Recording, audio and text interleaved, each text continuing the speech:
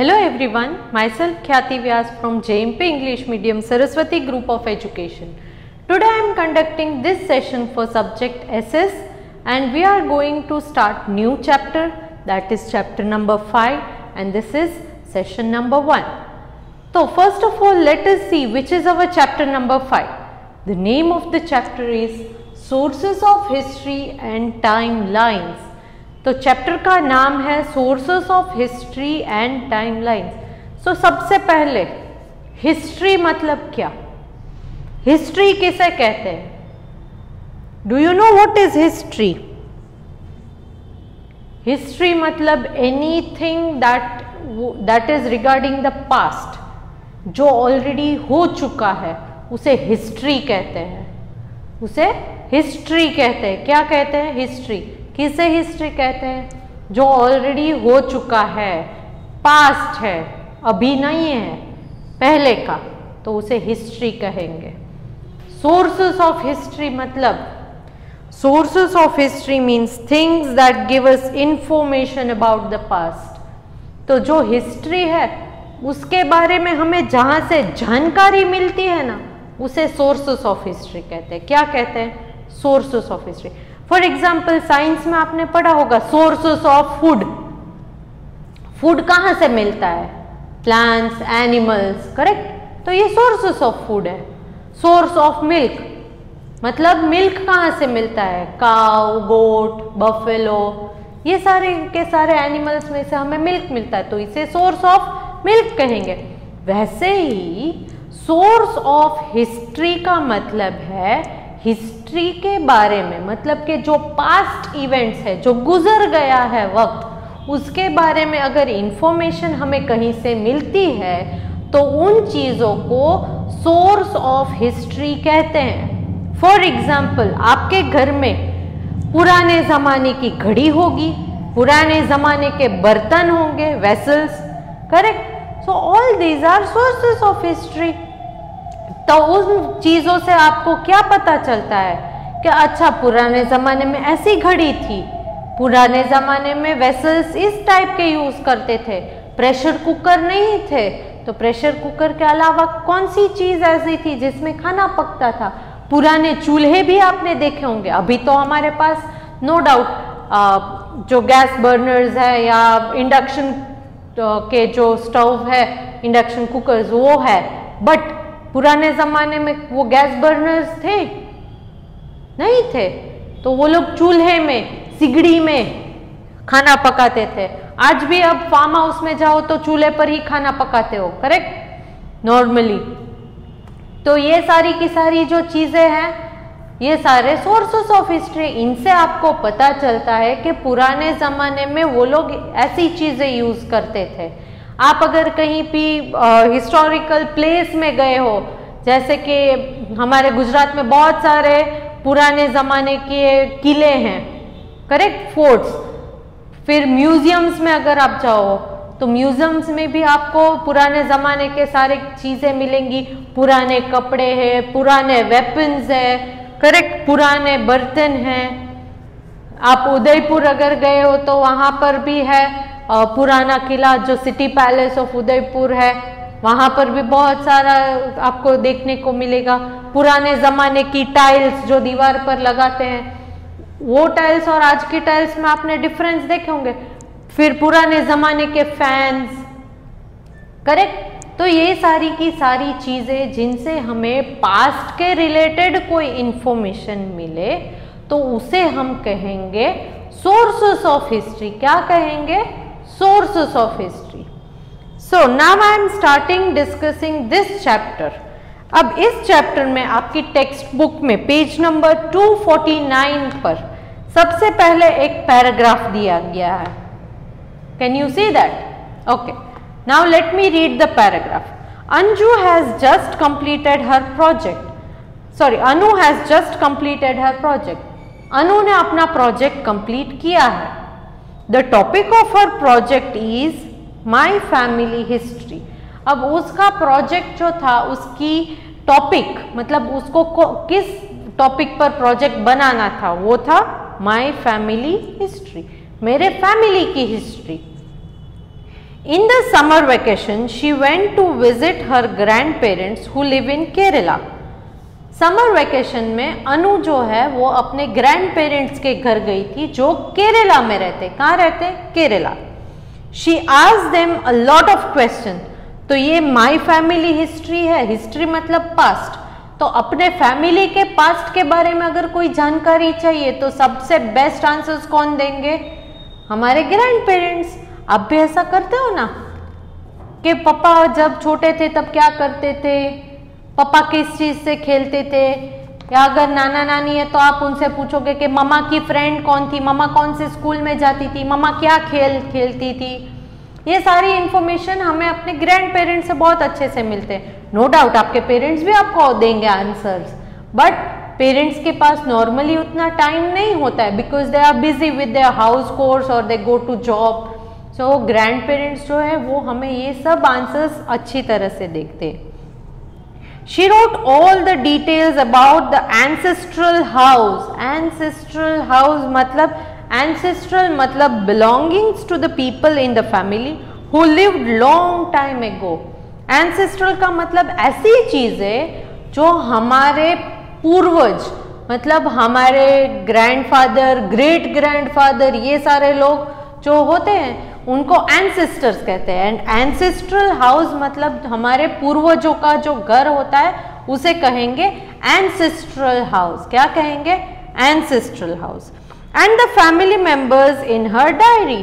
तो उसने अपने एंसेस्ट्रल हाउस के बारे में सारे इंफॉर्मेशन और अपने फैमिली मेंबर्स के बारे में सारी इंफॉर्मेशन एक डायरी में लिख ली।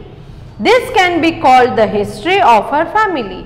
इसे हम उसकी फैमिली का हिस्ट्री कह सकते हैं। ओके, सो नाउ उसके नीचे दिया गया you can also find out about the history of your family. Take the help of any family member of your family and fill in the blanks below. तो यहाँ आपको क्या करना है? You can also find about the history of your family. आपकी family के history के बारे में जानकारी लेनी है एंड आपके फैमिली मेंबर्स की हेल्प से नीचे ब्लैंक्स जो दिए गए हैं उसमें आंसर लिखने हैं। ओके, सो यहाँ आप अपने फैमिली की ही इंफॉर्मेशन यहाँ लिखोगे, आप अपने फ्रेंड्स के साथ डिस्कस नहीं करोगे। क्लियर? क्योंकि आप अपनी बुक में अपनी फैमिली का ही लिख सकते हो ना, दूसरे की फैमिली के बारे में लिखना इट इज रॉन्ग।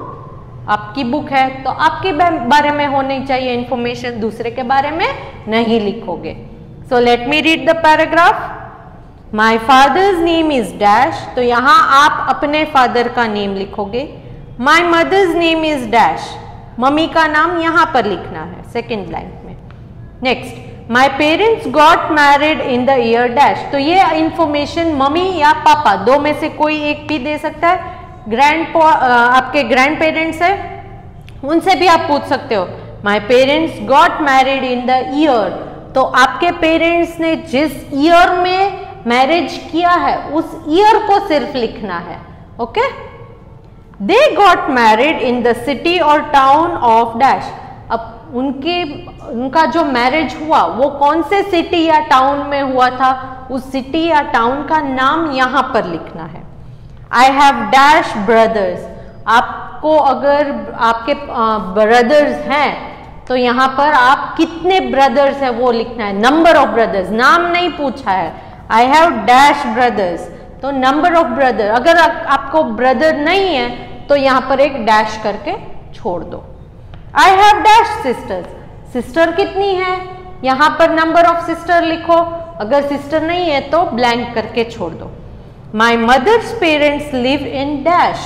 मदर के जो पेरेंट्स है मतलब कि आपके नाना नानी वो कहाँ रहते हैं, ये आप यहाँ पर लिखोगे, सिटी का नाम लिखना है।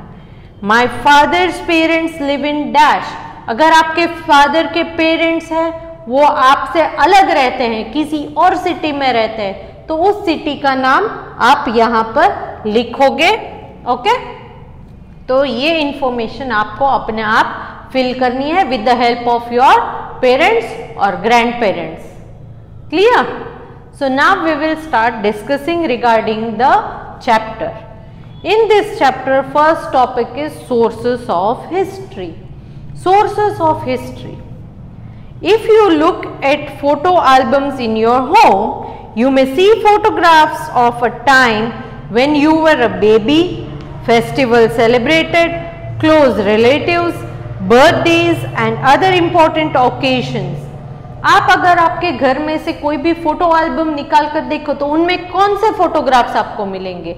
आप जब छोटे थे तब के फोटोग्राफ्स, या कोई फेस्टिवल हो तो नॉर्मली हम रक्षाबंधन के फोटोग्राफ्स क्लिक करते हैं, दिवाली के कभी कभी क्लिक करते हैं, करेक्ट, होली के करते हैं, नवरात्रि में अगर आप अच्छे से ड्रेस करते हो तो मम्मा आपके वो भी फोटोज निकालती है। तो ये सारे फेस्टिवल सेलिब्रेशन के।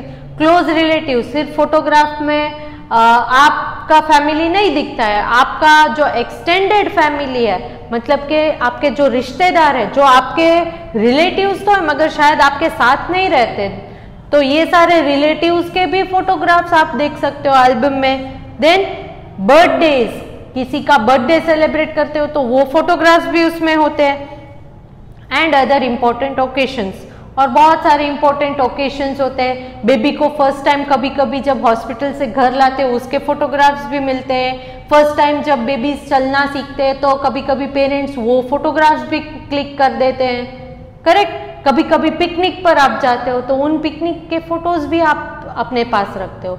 तो ये सारे अलग अलग ओकेशंस के फोटोग्राफ्स आप कलेक्ट करके रखते हो। अभी आप शायद बड़े हो गए हो, बट क्या आपके घर में आप जब छोटे थे तब के फोटो नहीं मिलेंगे? मिलेंगे। आप नहीं, आपके मम्मा पापा भी जब छोटे थे तब के फोटोज भी आपने शायद देखे होंगे, देखे हैं ना? Yes. So all these photographs you preserve them, आप इन्हें प्रिजर्व करके रखते हो and you enjoy seeing them, उन्हें देखकर बहुत मजा आता है। In your home you will also find old greeting cards, पुराने ग्रीटिंग कार्ड्स भी आप पा सकते हो। And letter send to you and your family members, कभी कभी कोई अगर आपको लेटर भेजे तो वो भी आप एकदम संभाल कर रखते हो।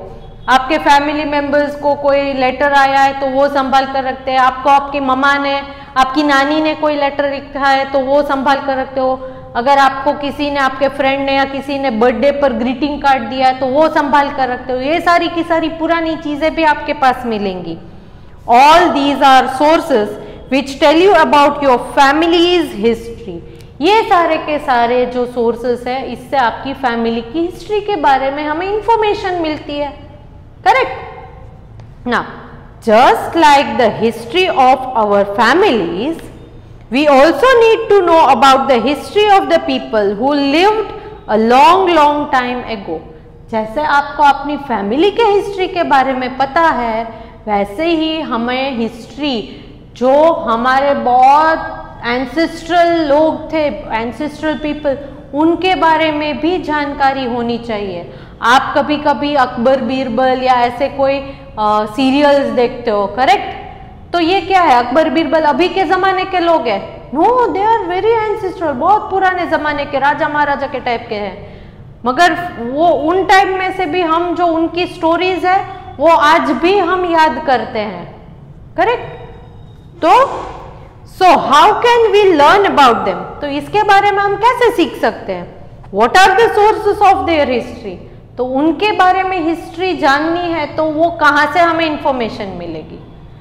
इन सारी चीजों के बारे में इंफॉर्मेशन कहाँ से मिलेगी? History as we know now is the study of the past. तो अब आपको ये तो समझ में आ गया कि हिस्ट्री मतलब study related to the past. पुराने जमाने के बारे में कुछ भी अगर आप स्टडी करते हो तो उसे कहेंगे history. We can learn about the past from the various sources of history. तो पुराने सोर्सेस ऑफ हिस्ट्री में से, पुरानी चीजों से हमें पुराने जमाने के बारे में कुछ ना कुछ सीखने को मिलता है। These sources can be in the form of object used, objects मतलब चीजें। So these sources can be in the form of the objects used by the people who lived long ago। पुराने जमाने के जो लोग थे वो कौन सी चीजें यूज करते थे उनको देखकर भी पता चल सकता है। Such as utensils मतलब बर्तन, weapons मतलब वो कौन कौन से weapons जैसे कि तलवार है, भाला है, करेक्ट, ये सारी की सारी चीजें जो वेपन्स में है। देन पेंटिंग्स, पुराने पेंटिंग्स में से इंफॉर्मेशन मिलती है। Then old books and paper are called manuscripts,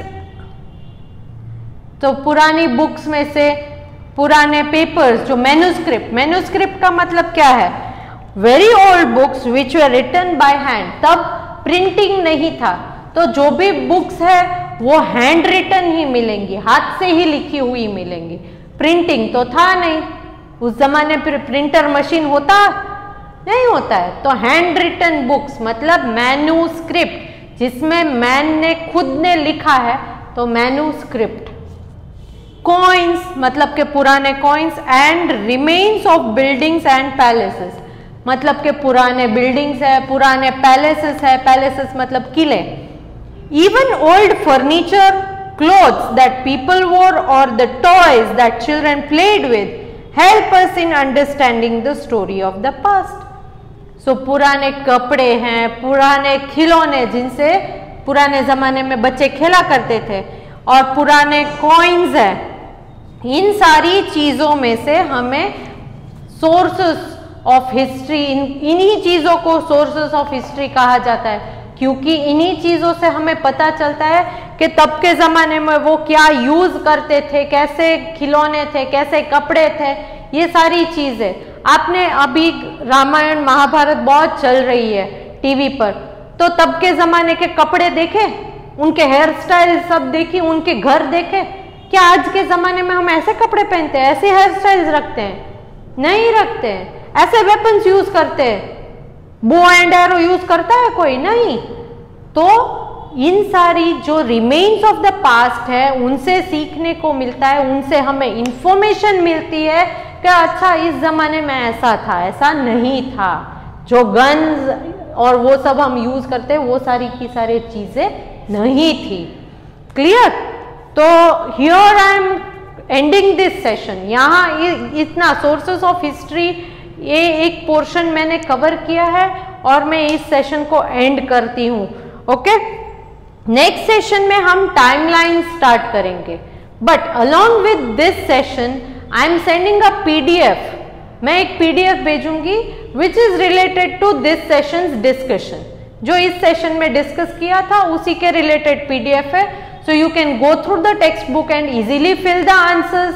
fill in the blanks ही होंगे तो इजीली आंसर्स फिल कर लेना, ठीक है। और do not forget to fill that paragraph which is given in page number 249। Page number 249 पर जो पैराग्राफ दिया है, जो मैंने ऑलरेडी इस सेशन में डिस्कस कर लिया है कि आपको क्या करना है, तो उस पैराग्राफ को आप अपनी टेक्स्ट बुक में फिल कीजिएगा। You will enjoy that. Okay, so bye.